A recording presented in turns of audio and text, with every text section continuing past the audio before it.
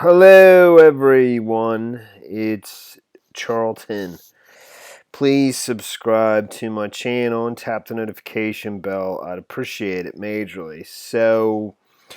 This afternoon in New York City, uh, this individual was found murdered in his apartment.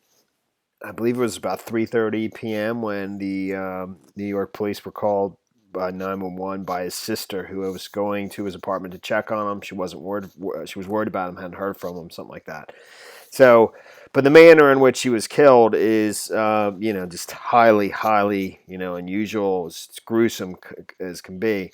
And he was basically dismembered, his entire body, his arms and legs and head cut off, and as it's described by the police, placed into like plastic baggies and put somewhere else within the apartment. And I think they don't tell you exactly like if the number of different baggies that they were put in and so forth, but they literally, basically, I guess when his sister entered the apartment, and he's a tech entrepreneur. He's only 34 years old, but was doing extremely well and seemed to be, very, very successful person, pretty young in life, pretty early in life, multi-millionaire basically. And in this apartment, he just bought, I think, last year or the year before for $2.5 million, something like that. I believe his elevator.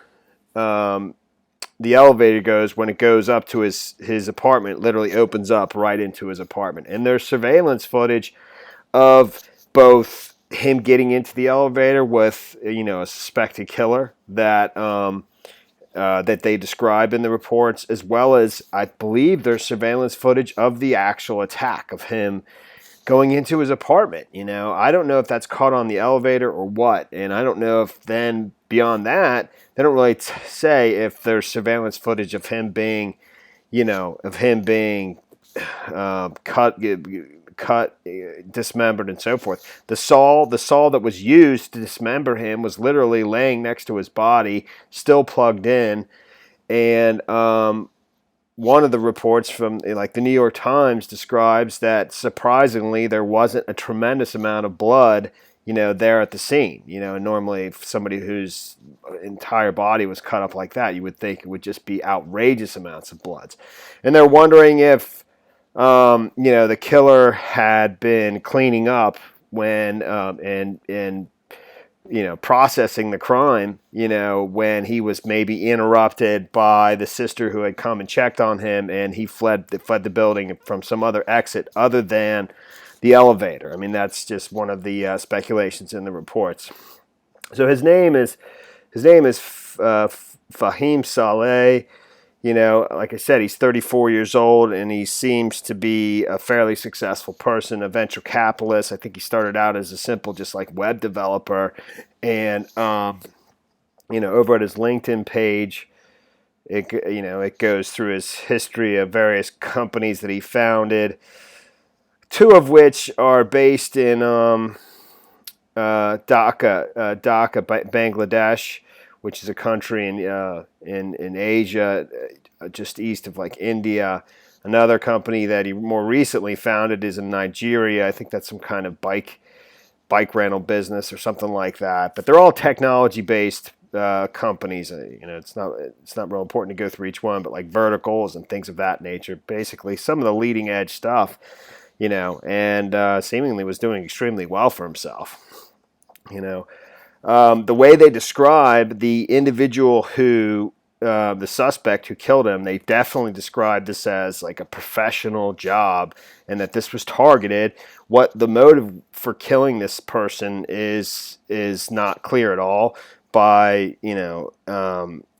just reading from some of his friends or acquaintances that talked to reporters or people that lived in the building, just described him as being, an extremely happy person that was just always, working and had a great life and was always positive and excited about the future and so forth. I mean, these are just people that I think knew him peripherally, didn't know him well. So, God only knows what kind of motive is behind this, but they described the killer as being, or suspect as being, somebody dressed in a suit who was essentially waiting in the lobby for him, or waiting at the elevator when he was for the guy to arrive home, and he basically got into the elevator with him when the guy arrives. I don't know if that's surveillance footage from Tuesday or Monday. I'm suspecting Monday, and they do say that they have at least one witness or somebody from the building that saw him Monday afternoon. But the surveillance they have of him is the two of them getting into the elevator, and I think the individual, the victim, Fahim Saleh, for some reason has a puzzled look on his face when he sees the suspected killer getting into the elevator with him, who had a case, like some kind of briefcase or some kind of bag, and was dressed in a suit, a hat, had gloves on, and a mask. So you couldn't see his identity. But in this coronavirus pandemic environment, that's just totally, fairly ordinary. So, but they get into the elevator. I don't know if there's surveillance from there to the top, to the 7th floor when he gets off and gets out of. As soon as he gets out of the elevator, they describe that he was stunned in some way, either shot or just immediately attacked, and then and then dismembered. I don't know how much of this is actually caught on surveillance and how much of this they're just kind of presuming this is how it went down. But that's how it's described in multiple reports: the New York Daily News, the New York Post. And so forth. It's obviously, just bizarre, and why someone would go to that extent to murder the individual and then do what they were doing. I guess, God only knows. I think it's a real possibility that the person was in the process of, performing this elaborate crime where they're going to dispose of the individual. I don't know. And then they were interrupted. That's why they would go through all this trouble to saw the person's body up like that. But, and there was no very little blood. So who knows? It's pretty unbelievable. So there's video of here, I believe. This is his sister, speaking to authorities, basically, obviously very upset. She was described as being, very shaken up. Obviously, she, I think, may have been the person who found his body, which more or less was just the torso, and then wherever the plastic baggies were with the remains of his head and his arms and his legs were cut off beneath the knee to the foot. It's almost like mob type, or whatever. Who knows? And I believe another woman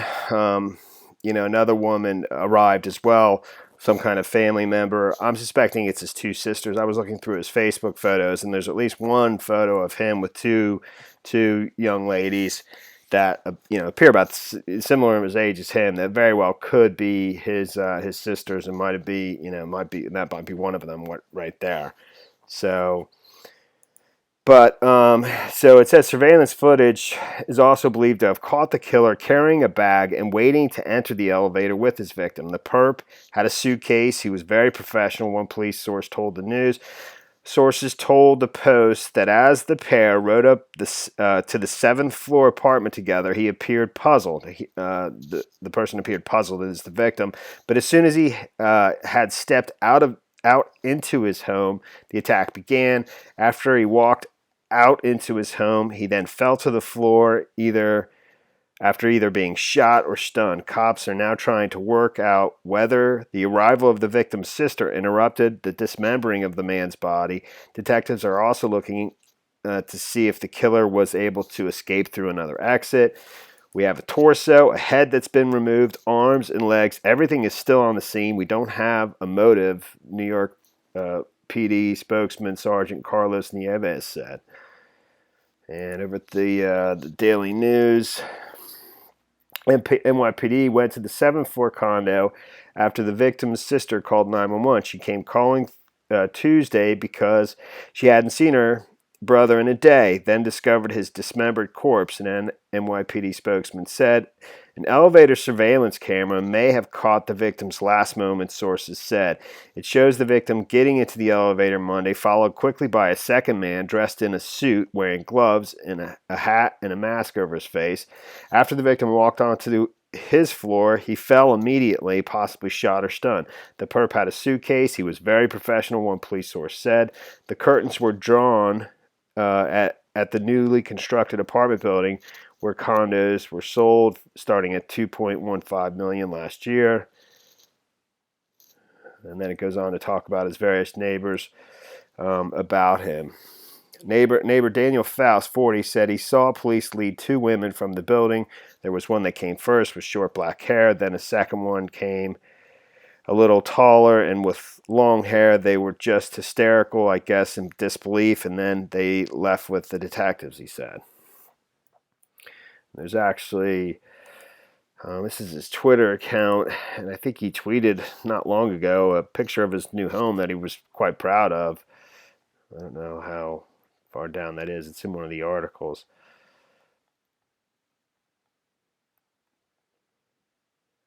No, that's going to take me forever to get down there.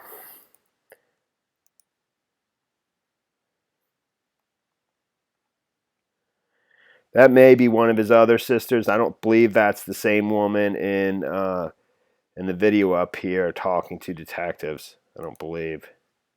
That isn't. That's a different person. But I'm not real sure. And that other guy was describing somebody with short hair and someone taller with long hair. So, don't know. So, it's pretty crazy, obviously. The victim was last seen on surveillance footage Monday afternoon around 1:40 p.m. when he entered his building's elevator, which opens right out to the 7th floor apartment, sources said. The footage from the apartment building appears to show the victim's suspected killer carrying a bag, waiting to enter the elevator with the victim, sources said. The victim gives the suspect a puzzled look during an exchange as they ride up together. As soon as the victim steps out into his apartment, the suspect can be seen attacking him, according to the sources. Investigators believe the victim is a tech entrepreneur who lived in the building, but they're waiting for the medical examiner to confirm his identity. It's been reported several places. And I don't know. I don't know. When I was looking at, this is the building here. It's at 265 East Houston Street. I don't know what part of New York City that is. So 1, 2, 3, 4, 5, 6, 7. So he's the top floor. That would make sense. And the elevator goes right out into, I don't know if every single apartment, every single floor is just one individual apartment, and they're all just very expensive, and I don't know, but. So here's a picture or a tweet of him, just displaying his home. And actually that goes to his Instagram account, which I just followed. Or not followed, but I followed that link, And this is from December 16th, 2019. And it's just saying, I love my home. I think he just recently purchased for $2.5 million. But, and, as I was saying over at his LinkedIn account, it obviously goes over his various companies that he's founded and worked for. A couple of them were based in Bangladesh, Dhaka, Bangladesh, and this was Hack House. That was just for a year. But this one was from Patheo, which sounds like a fairly large enterprise, valued at over $100 million. That's pretty significant if that's true. And it's something about it's a vertical, attacking multiple verticals, including transportation, food delivery, and payments. The most well-funded startup in Bangladesh, recently valued at $100 million. So I don't know if that's his ethnicity from Bangladesh. I don't think so. Or if he was born in the States. It said he went to school at Massachusetts, from 2005 to 2009. His English is perfect, actually, so I suspect he was born here in the States. In fact, and there's his apartment there, again, on his Twitter account. But here he's talking about his most recent venture, Gotada, I think is Gokata, which is some kind of bike transport company in Nigeria, Lagos, Nigeria. And it's for some reason because of, I don't know why it had gotten banned for whatever reason. He's discussing some of the difficulties he's having with the government of Nigeria, the local government there, where he's trying to establish business. I'm not real sure. It's not terribly important, but so. I've